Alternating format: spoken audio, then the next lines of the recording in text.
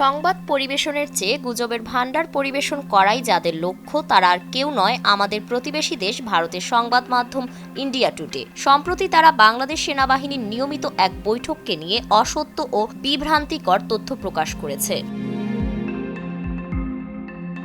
সাধারণ ফ্যানের দিন শেষ, আকিস ফ্যানে বাংলাদেশ। হাসিনা পদত্যাগ করে দিল্লিতে পালিয়ে যায় গত বছরের 5ই আগস্ট। এরপর সেখানে থেকেই সে বাংলাদেশকে নিয়ে নানা গুজব ও মিথ্যাচার ছড়িয়ে আসছিল। ধীরে ধীরে হাসিনার দেখানো পথকে অনুসরণ করে মিথ্যাচার ছড়াতে শুরু করে তার মিত্র দেশের সংবাদ মাধ্যমগুলো। তবে এইবার বাংলাদেশ সেনাবাহিনীও চুপ থাকেনি। এক সংবাদ বিজ্ঞপ্তির মাধ্যমে তারা বিস্ফোরক জবাব দিয়েছে ইন্ডিয়ার গণমাধ্যমকে। 25শে মার্চ মঙ্গলবার প্রকাশিত সেই বিজ্ঞপ্তিতে বলা হয়, বাংলাদেশ সেনাবাহিনী লক্ষ্য করেছে ইন্ডিয়া টুডে আবারও একটি প্রতিবেদন প্রকাশ করেছে যা মিথ্যা ও বিকৃত তথ্যের উপর ভিত্তি করে তৈরি। বাংলাদেশ সেনাবাহিনীর একটি নিয়মিত বৈঠককে বাংলাদেশ সেনাবাহিনী প্রধান উপদেষ্টা মোহাম্মদ ইউনূসের বিরুদ্ধে সম্ভাব্য অভ্যুত্থানের আশঙ্কায় জরুরি বৈঠক হিসেবে উপস্থাপন করেছে তারা।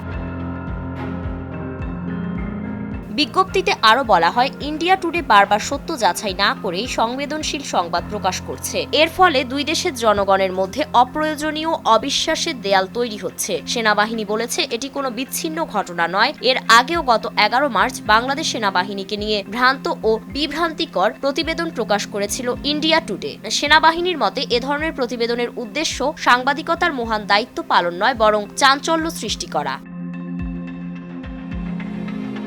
বাংলাদেশ সেনাবাহিনী স্পষ্ট জানিয়ে দিয়েছে, বাংলাদেশ সেনাবাহিনী জাতির সেবায় প্রতিশ্রুতিবদ্ধ এবং গণতন্ত্র ও শান্তির নীতিগুলো দৃঢ়ভাবে অনুসরণ করে। তাই আমরা ইন্ডিয়া টুডে সহ সব গণমাধ্যমকে আহ্বান জানাচ্ছি, দায়িত্বশীল সাংবাদিকতার চর্চা করার মাধ্যমে এসব অসত্য তথ্যের বন্যা থেকে বের হয়ে আসতে। কারণ এ ধরনের অসত্য উদ্দেশ্য প্রণোদিত সংবাদ শুধু সেনাবাহিনীর ভাবমূর্তিই ক্ষুণ্ণ করে না, বরং বাংলাদেশ ভারতের পারস্পরিক আস্থার সম্পর্কেও নেতিবাচক প্রভাব ফেলে।